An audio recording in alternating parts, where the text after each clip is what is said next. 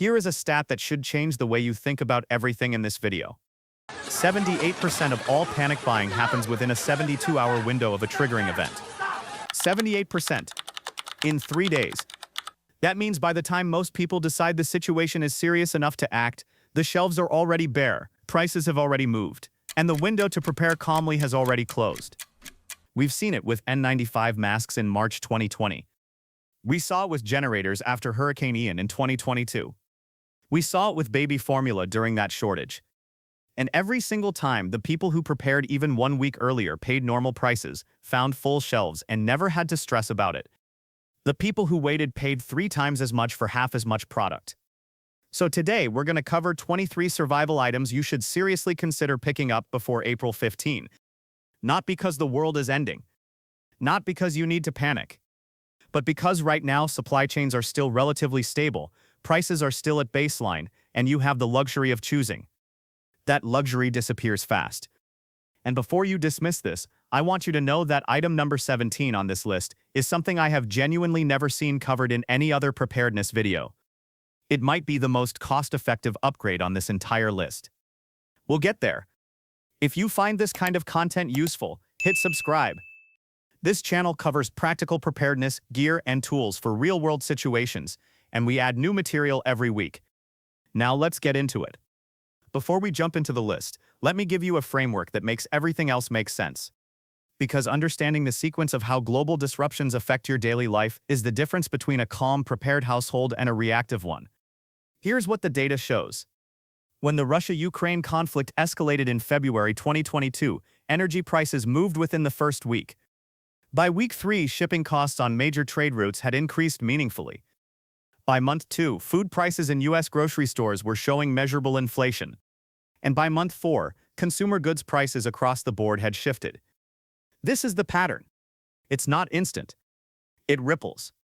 And the time between the triggering event and the moment it reaches your grocery receipt is your preparation window. That window is right now. So let's use it wisely. Energy and fuel. Item number 1. Fuel storage containers. In May 2021, a cyber attack shut down the Colonial Pipeline, which supplies roughly 45% of all fuel consumed on the east coast of the United States. Within 72 hours, more than 11,000 gas stations across 17 states had run completely dry. Not because there was no fuel in the country, but because the distribution system had been interrupted. People who had even a small amount of fuel stored at home were fine. People who didn't were waiting in lines for hours when they could find gas at all. You don't need an underground tank. You don't need anything extreme. A few quality-approved fuel storage containers, stored safely in a garage or shed, give you a buffer that most of your neighbors won't have. What most people get wrong here is buying cheap plastic containers with simple vent caps. They off-gas fumes and don't seal properly over time. A NATO-style metal jerry can, the same design used by military and professional expeditions, seals completely, resist UV degradation, and last for decades. They run about $40 to $60 each. Start with 2 or 3. That's a few $100s in stored fuel capacity that gives you serious flexibility if prices spike or supply tightens suddenly. Item number 2. Fuel stabilizer. Here's something most people don't know. Untreated gasoline begins degrading in as little as 30 days in warm climates. Varnish builds up. The ethanol separates. Within a few months, you have fuel that can gum up an engine rather than run one. Stored fuel without stabilizer isn't stored fuel. It's a time bomb for your equipment. Fuel stabilizer, added fresh at the time of storage, extends the usable life of gasoline to 12 to 24 months depending on the product. There's a specific thing to look for here. Most modern pump gasoline is 10% ethanol. E10 and standard fuel stabilizers aren't always rated for ethanol-blended fuels. Look for something like S-Tabile 360 Protection, which is specifically formulated for ethanol blends. A single $10 bottle treats up to 80 gallons. That's not an expensive upgrade. That's just doing it right. Item number 3. Fuel transfer pump. During Hurricane Harvey in 2017, thousands of people had fuel sitting in containers but couldn't move it efficiently. A simple gravity siphon pulls fuel slowly and can introduce sediment from the bottom of the container into whatever you're filling. A battery-operated transfer pump solves that in about 30 seconds. They move 2 to 3 gallons per minute, they're clean, and they eliminate the risk of spilling or contaminating your fuel during transfer. The one thing to verify when buying one, make sure it's rated for gasoline and diesel specifically. Pumps rated only for water use different internal seals, and gasoline will destroy them quickly. It's a $15 to $30 item that most experienced preppers have, and most beginners never think about. Item number 4. Propane camp stove and canisters. I want to reframe this one for you, because I think the word prepper puts people off and they skip items that are genuinely useful. A 2-burner camp stove with a set of propane canisters is not a prepper item, it's a camping item. It's already in tens of millions of American homes. The only difference is whether yours is sitting in a closet gathering dust or sitting with a few extra canisters ready to go. Here's the financial reality. A standard 1-pound propane canister costs $5 to $8 at Walmart or any sporting goods store right now. During the 2021 Texas winter storm, which knocked out power for more than 4 million households for days in freezing temperatures, a basic 2-burner Coleman stove and 6 to 8 canisters gives you roughly 3 weeks of basic cooking capability, and the full setup runs $40 to $80 at normal prices. One more pro tip here. Store a backup lighter or 2 separately from the stove. Integrated igniters can fail in cold weather, and you don't want to find that out when you need to cook. Item number 5. Whole home backup power. The average American experiences about 8 hours of power outage per year. But that average hides a lot. If you live in a hurricane zone, a fire zone, or anywhere with aging grid infrastructure, your real exposure is dramatically higher. And grid vulnerability is not purely a natural disaster problem anymore. The 2021 Texas freeze, the 2003 Northeast blackout, and multiple documented cyber attacks on energy utilities in recent years all point to the same conclusion. When it comes to backup power, output wattage is the number that matters most. A lot of entry-level solar generators max out at 500 to 1000 watts, which means they can run lights and charge phones but struggle with refrigerators. For the last year, I've been running a well house off an Anker Solix F3800 Plus, and the reason I chose that unit is the output up to 6000 watts with support for both 120 and 240 volts. That 240-volt capability matters if you want to run larger appliances or HVAC equipment. The base unit starts at 3.8 kilowatt-hours of storage, which is expandable, and the Plus version adds support for up to 3,200 watts of solar input and allows generator charging pass-through, meaning you can run a gas generator for an hour to top up the battery and then shut it down, which saves fuel significantly during a long outage. If budget is the constraint, don't let perfect be the enemy of good. A 1,000 to 1,500 watt unit in the $300 to $500 range will still run a refrigerator, charge devices, and power fans or lights. That's a meaningful upgrade over nothing. Links for the Anker Solix systems are in the description if you want to compare the options. Now, I want to pause here for a moment, because before we continue the list, I need to explain something that changes how you should think about everything that follows. There's a concept from disaster behavioral research that I think explains why so many people end up in the wrong position when something happens. Research from the Disaster Research Center shows that the vast majority of reactive purchasing, panic buying, is compressed into an extremely short window after a triggering news event. Once that window opens, you're not competing with empty shelves alone. You're competing with millions of other people who had the same idea at the same time. The items go first. Then prices spike on whatever's left. Then shipping times extend as distributors try to restock a depleted system. The people who prepare before the trigger event aren't paranoid. They're rational. They've simply made a decision earlier in the timeline. That's the only difference. So as we go through the next 18 items on this list, I want you to keep this in mind. The goal isn't to have everything perfect. The goal is to be one step ahead of the crowd. Let's keep going. Food and supply chains. Item number 6. Long shelf life food. When COVID lockdowns began in March 2020, major retailers reported that rice, dried beans, and canned goods were sold out nationally within approximately 96 hours. Not weeks. Not days. Within 4 days, the most foundational staples in the American food supply were gone from most store shelves. Here's a frame that might make this more concrete for you. At current average grocery prices, a 1-month supply of calorie-dense shelf-stable food for one adult, think white rice, canned beans, rolled oats, pasta, and peanut butter, runs approximately $150 to $250 depending on your diet. If food prices increase by 15% due to supply chain pressure, which is a conservative estimate based on what we saw post-COVID and post-Ukraine, that same month of food cost $172 to $288 in 60 days. The delta is small individually. But multiply that across a year's worth of groceries, and the math gets significant fast. What most people get wrong when they start building a food supply is buying what they enjoy eating fresh. Shelf-stable food has a different nutritional and caloric profile. Your backbone items should be white rice, canned legumes, rolled oats, and cooking oil. Those 4 items cover your caloric and macronutrient needs with a long shelf life. And one pro tip that almost nobody uses, Mylar bags with oxygen absorbers can extend dry goods like rice and oats to 25 to 30 years in storage. That's not a typo. A $15 bag of rice, stored properly, outlasts most furniture in your house. Item number 7. Bulk over-the-counter medications. About 80% of the active pharmaceutical ingredients used in medications sold in the United States. That is not an alarmist stat. That's from FDA documentation on pharmaceutical supply chain vulnerabilities. And it means that any significant disruption to trade with those countries, tariffs, shipping lane closures, or geopolitical friction, what most people do is keep one bottle of ibuprofen. What makes sense is maintaining a 90-day buffer of the basic over-the-counter medications your household actually uses: pain relievers, antihistamines, antacids, decongestants, and basic first aid supplies. Pharmacists commonly recommend 90-day supplies for ongoing health management, and the same logic applies here.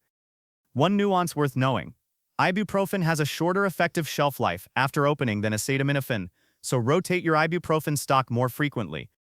The full 90-day OTC buffer for a standard household runs approximately $40 to $60 at current prices. Item number 8. Electrolytes. This one gets skipped constantly, and it shouldn't. Dehydration is one of the most common and most dangerous complications of gastrointestinal illness, and GI illness spreads rapidly in any scenario where sanitation and normal water access are disrupted. Electrolyte packets replenish sodium, potassium, and magnesium, the minerals that regulate fluid absorption and prevent the dehydration cycle from compounding. Here's the reframe for anyone who feels weird about the prepper framing. Every endurance athlete, every hiker, and every person who spent a brutal summer doing physical work outdoors already uses electrolytes. This is a health product. It's in every grocery store, every pharmacy, and every sporting goods retailer. The WHO Oral Rehydration Salts formula is the gold standard, cheaper than branded packets, longer shelf life, and clinically proven. A 30-pack of branded electrolyte packets like LMNT runs about $45. A bulk bag of generic ORS powder costs a fraction of that and stores for years. Water. Item number 9. Water storage containers. FEMA's baseline recommendation is 1 gallon of water per person per day for emergency use. The average American household has 0 gallons stored. Here's what most people get wrong when they try to fix this. They pull out old milk jugs, rinse them out, and fill them with tap water. Milk jugs are made from HDPE plastic that is intentionally biodegradable. They're designed to break down, and they do. Residual milk proteins also continue to break down inside the container, which compromises water quality within weeks. Use food-grade water storage containers specifically designed for long-term storage. The 7-gallon Aquatenaire by Reliance is a popular and practical choice at around $20 each. It stacks, it seals properly, and it has a spigot for easy dispensing. For a family of 4, 2 weeks of water at the FEMA baseline is 56 gallons, 8 of those containers, which is about $160 in containers total. That's a one-time cost. Item number 10. Water filtration. In February 2021, Winter Storm Uri left approximately 13 million Texans without safe water access. Many went weeks without reliable municipal supply. And here's something most people don't fully understand about water treatment. Boiling kills biological pathogens, but it does not remove chemical contaminants, heavy metals, or industrial runoff. In a scenario where infrastructure is compromised, the threats to water quality go beyond the biological. The Sawyer squeeze filter is one of the most field-tested options available. It's rated to filter 100,000 gallons over its lifetime, which is effectively permanent for household use, and it runs about $35 to $40. The Life Straw is a personal filter rated to about 1,000 gallons, better suited as a portable backup for individual use. For home use, a Berkey countertop gravity filter handles chemical contaminants, heavy metals, and biological threats simultaneously, and runs $250 to $350. Each of these fills a different role, and knowing which scenario you're preparing for determines which one to prioritize.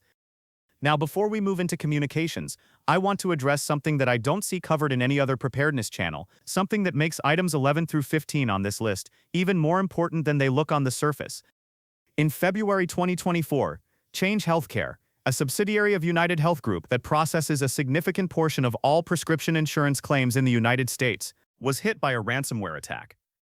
The result, more than 22,000 pharmacies across the country were unable to process insurance claims for up to 3 weeks. Patients with chronic conditions, insulin-dependent diabetics, people on blood pressure medication, cancer patients in chemotherapy, some went without.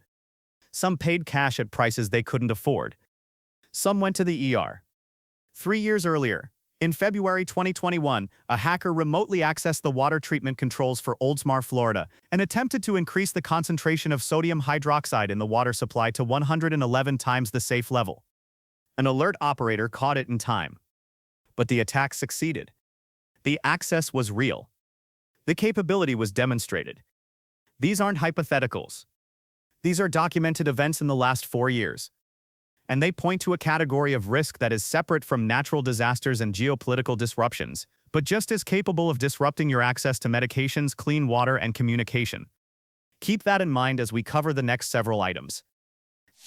Communications. Item number 11. NOAA Weather Radio. On May 22, 2011, an EF5 tornado struck Joplin, Missouri. The death toll was 158 people, making it the deadliest U.S. tornado in more than 60 years.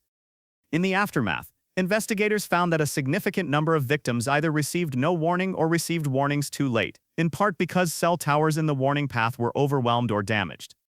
Cell alerts require functioning infrastructure. NOAA broadcasts operate on dedicated radio frequencies maintained by the National Weather Service. They don't require internet, they don't require cell service, and they don't go down when towers are overloaded. What most people don't know is that not all weather radios are equal. A basic NOAA radio will broadcast all alerts for your entire region, which means you might get woken up at 3 a.m. by a watch issued 200 miles away. A SAME-capable radio, specific area message encoding, lets you program in your specific county code so you only receive alerts relevant to your location. The Midland WR120 is a solid SAME-capable option and runs under $35. Item number 12. GMRS handheld radios. On August 8, 2023, wildfires swept through Lahaina, Maui. Cell towers failed within the first hour of the emergency. For many residents, the standard emergency notification system was effectively offline when they needed it most. People with handheld radios were able to communicate locally, with family, with neighbors, while everyone else was trying and failing to get a cell signal. GMRS radios operate on FCC-licensed frequencies that don't rely on any infrastructure. They're radio waves between your device and another device. Here's the thing most people miss. GMRS requires an FCC license.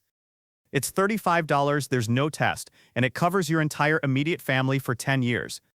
Most people buy the radios and never license them, which technically makes them operating in violation of FCC regulations. Do it right, $35 every decade is not an obstacle. The Midland GXT1000 VP4 is a well-regarded entry-level pair at around $60, and for serious range, Baofeng GMRS radios offer up to 20 miles of line-of-sight range at roughly $80 per pair. Item number 13. Starlink. When a 7.8 magnitude earthquake struck Turkey and Syria in February 2023, it killed more than 56,000 people and destroyed terrestrial communication infrastructure. Within 48 hours, Starlink terminals were airlifted into the region specifically because they were the only communication system that operated independently of the destroyed local infrastructure.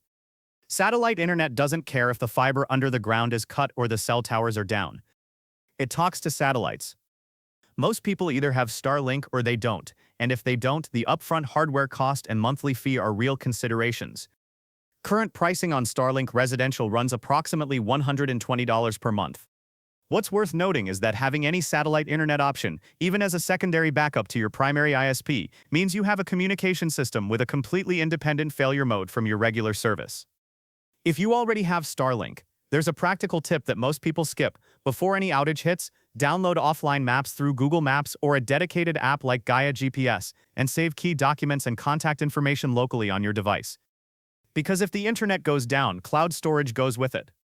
If you haven't subscribed yet and you want to catch the next video in this series, now is a good time to hit that button. And stick with me, because the next several items are the ones that I think get the least attention, and some of them are the most immediately useful. Medical. Item number 14. Trauma kit. Here is a number that puts this in perspective. The average emergency medical services response time in rural America is approximately 18 minutes. In urban areas, it's faster, typically 7 to 10 minutes. But in a widespread emergency scenario, a major storm, a mass casualty event, a large-scale power grid failure, those response times expand dramatically as EMS resources are stretched thin across multiple simultaneous incidents. The number one cause of preventable death in trauma situations is uncontrolled hemorrhage. Severe bleeding, left uncontrolled, can be fatal in 3 to 5 minutes, which means that in any scenario where EMS is delayed, the 18-minute gap between injury and professional help is the gap that a properly equipped bystander can close. A functional trauma kit doesn't have to be complicated. A CAT tourniquet runs about $30. An Israeli compression bandage is around $10. Hemostatic gauze, which accelerates clotting, runs about $20. A chest seal for penetrating chest wounds is around $15. Total investment under $100 for a kit that can address the most immediately life-threatening injuries. And here's the piece most people skip. The gear is only half of it. The Stop the Bleed program, funded by the American College of Surgeons, offers free or low-cost training at hospitals. The course takes about 2 hours. Knowing how to use a tourniquet correctly under stress is a separate skill from owning one. Do both. Item number 15. Backup prescription supply. We already talked about the Change Healthcare cyber attack. Here's the part of that story that's directly relevant to you. During those 3 weeks when thousands of pharmacies couldn't process insurance claims, patients who needed critical medications had two options: pay full cash price, which for some medications runs hundreds or thousands of dollars per month, or go without. Many went without. If you rely on prescription medications for ongoing health management, blood pressure, diabetes, thyroid, mental health, this is the item on this list with the highest potential immediate impact for your household. Talk to your doctor about maintaining a small reserve supply. Many physicians will write a prescription for a slightly early refill if you explain that you're building a modest emergency buffer. And for the cash price purchasing that can help you build that buffer outside of insurance, GoodRx, Mark Cuban's Cost Plus Drugs, and Amazon Pharmacy all offer dramatically reduced cash pricing on generic medications. Cost Plus Drugs, in particular, offers generics at manufacturing cost plus a 15% markup, which for many common medications is a fraction of the retail or even copay price. Item number 16. Spare eyeglasses. I'm going to make this one quick because it's simple. If you wear glasses and you lose your only pair during an emergency, you can't drive. You can't read instructions. You can't navigate. Your vision is a fundamental capability, and it costs almost nothing to protect. Zenni Optical offers single-vision prescription glasses starting at $7. iBuy Direct is similarly priced, with most prescription glasses running $10 to $30. Order a backup pair this week using your current prescription and store it with your emergency kit. This is not a prepper purchase. This is a routine eyewear purchase that also happens to be one of the most practical preparedness decisions you can make. Delivery under normal conditions takes 1 to 2 weeks. Order before disruptions hit. Home security. Item number 17. Window security film. I promised you earlier that this was an item I'd never seen covered in another preparedness video, and here it is. Window security film.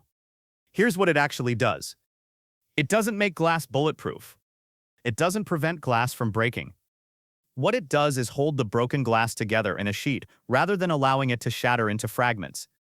That sounds simple. The implications are significant. First, it dramatically reduces the risk of injury from flying glass shards during high wind events, storms, or blasts. Second, and this is the security application, it transforms a standard window from a 10-second entry point into a barrier that can resist determined entry for 60 seconds or more. Research from the FBI and criminology studies consistently shows that most opportunistic burglars will abandon an entry attempt that takes longer than 60 seconds. Window security film directly exploits that behavioral reality. The professional standard for residential security film is 3M Safety Series 8mm. A DIY application kit for standard windows runs approximately $50 to $100 per window, depending on size. It requires no permit, no contractor, and a couple of hours of your time. This is one of the most underrated home hardening upgrades you can make. Item number 18. Motion-activated lights. Research from the criminology department at the University of North Carolina at Charlotte, based on interviews with convicted burglars, found that approximately 60% of respondents specifically avoided homes with visible motion-activated exterior lighting. Motion lights are a passive deterrent that require no action on your part once installed. They just work. The placement mistake most people make is installing lights only at the front door. The most common points of unauthorized entry in residential burglaries are side and rear entry points. Put the lights where someone trying to stay unseen would have to go. Solar-powered motion lights eliminate any wiring requirement. The Baxia Technology solar motion lights, available on Amazon, run under $30 for a 2-pack and require no electrician. Item number 19. Personal safety and firearms. I'm going to handle this one simply and responsibly. Firearm sales in the United States tend to spike 30 to 50% in the 30 days following a significant national crisis event. That means the moment public anxiety increases, two things happen simultaneously. Availability tightens and prices rise. The window to make this decision calmly, at normal prices, with full selection, is before the triggering event, not during it. If you currently own firearms, maintain a reasonable ammunition supply. For reference, standard 9mm ammunition currently runs approximately $0.2 to $0.3. During the peak of the 2020 to 2021 shortage, the same ammunition ran $0.8 to over $1 per round, and many retailers had none at all for months on end. If you're considering a first firearm purchase, a reputable instructor or a basic handgun safety course from the NRA or USCCA is the starting point. Having the gear without the training is incomplete preparedness. Courses run under $100 nationally and are offered in every state. Now, let me shift gears. Because we have 4 items left, 2 of them are the most underrated items on this entire list, and they're things that almost nobody talks about in the context of preparedness. Stay with me. We've covered the obvious categories: energy, food, water, medical, communications, home security. What comes next is the stuff that experienced, long-term preppers tend to have tucked away and beginners almost never include. Yet in a real disruption, these items can be the difference between being stuck and being mobile. Vehicle and advanced. Item number 20. Spare serpentine belt. A serpentine belt failure is not a slow, gradual problem. It's instant. The belt drives your alternator, your power steering pump, and your water pump simultaneously. When it snaps, your power steering disappears, your battery stops charging, and your engine begins overheating, all in the same moment. The vehicle becomes undrivable. In normal times, this is a minor roadside inconvenience. You call a tow truck, you get it towed to a shop, and you're back on the road in a few hours. In a disruption scenario, where roads are congested, tow services are backed up for 6 to 12 hours. The entire fix takes 15 to 20 minutes with the right belt and a basic toolkit. Here's how to get the right one. Go to any AutoZone, O'Reilly, or Napa. Give them your vehicle's VIN. They'll pull the exact match. Most modern car serpentine belts run $15 to $40. It sits flat, it takes up no real space in your vehicle, and it's a $25 insurance policy against being stranded at the worst possible time. Item number 21. Physical Road Atlas. GPS systems have 2 dependencies that most people don't think about. They need your phone to be charged and functional, and they pull routing data from servers via cell or internet connection. In a large-scale infrastructure disruption, a regional blackout, a major EMP event, or simply widespread cell tower overload from millions of simultaneous emergency calls, And offline GPS apps, which are genuinely useful, still require a functioning and charged phone. A printed road atlas requires nothing. It never needs a software update. It never loses signal. It never runs out of battery. And here's the thing that makes it a genuinely underrated tool. Most people haven't navigated without GPS in years. That means when GPS fails, the gap between you and someone with a paper map is enormous. The Rand McNally Road Atlas is available at virtually every truck stop, bookstore, and Walmart for $15 to $25. Store it in a waterproof plastic bag in your vehicle's rear seat pocket. It's the simplest, cheapest reliability upgrade on this list. Financial. Item number 22. Cash and small bills. In August 2003, a software bug in a power grid management system triggered a cascade failure that knocked out power for 55 million people across the northeastern United States and Canada, the largest blackout in North American history at that time. Every electronic payment system in the affected area went offline. ATMs stopped working. Point-of-sale terminals at grocery stores and gas stations went dark. For 2 days, in one of the most economically developed regions in the world, only cash worked. That's not a hypothetical. That's documented history from 22 years ago. And our payment infrastructure is more digitally dependent today than it was then, not less. There are 2 things most people get wrong about the cash component of emergency preparedness. First, they don't keep enough. A 2-week cash reserve for a household means having $400 to $600 available at home, covering groceries, fuel, and basic services. Second, and more importantly, they keep it in the wrong denominations. A stack of $20 bills is nearly useless if no vendor can make change. Small bills, 1s, 5s, and 10s, are the operational unit of exchange when systems are down. Cash in small denominations is not about hoarding. It's about liquidity when digital rails fail. Item number 23. Precious metals. I want to be more direct about this one than most people are willing to be, because vague guidance on precious metals does nobody any good. Let me be clear first about what this is not. This is not investment advice. Precious metals are not a get-rich asset class. Here's what they are, in the context of preparedness. Silver in particular functions as a store of value that exists entirely outside of digital financial infrastructure. You cannot hack a silver coin. You cannot freeze a silver coin. During significant currency disruptions historically, Argentina in 2001, Venezuela in 2016, and going further back, Weimar Germany, physical precious metals retained purchasing power when paper currency did not. If this belongs anywhere in your preparedness stack, it belongs in Tier 3, after food, water, medical, and cash are already covered. And if you're going to add it, here is the most practical form: not gold. Not numismatic collector coins. Pre-1965 US dimes and quarters, what coin collectors call junk silver, contain 90% silver at sub-$5 face values. They're widely recognized, they're available at any coin dealer, and at current silver prices of approximately $30 to $35 per ounce, a pre-1965 dime contains about $2.17 worth of silver at melt value. That makes them practical units of exchange in a barter scenario in a way that a 1-ounce gold coin is not. A 1-ounce silver round from a dealer currently runs $32 to $38. I'm not going to tell you how much to hold. I'm going to tell you it belongs in your stack, in small denominations, after everything else is covered first. We have now covered all 23 items. Let me bring this back to the framework we started with, because I think it's the most important thing in this entire video, more important than any individual item on the list. Disruptions don't arrive all at once. They ripple. Energy prices shift first. Shipping costs follow. Food prices adjust a few months after that. By the time most people feel the pressure in their daily lives, they're already behind the price curve and competing with everyone else who finally noticed at the same time. The 72-hour window isn't just about shelves going empty.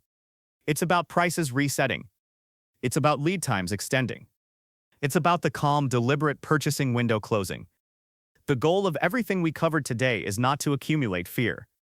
It is to eliminate it. When your household has fuel, food, water, medical supplies, communication tools, and basic financial liquidity, disruptions become inconveniences rather than crises. That psychological shift, from fear to resilience, is the actual product you're building, not the gear.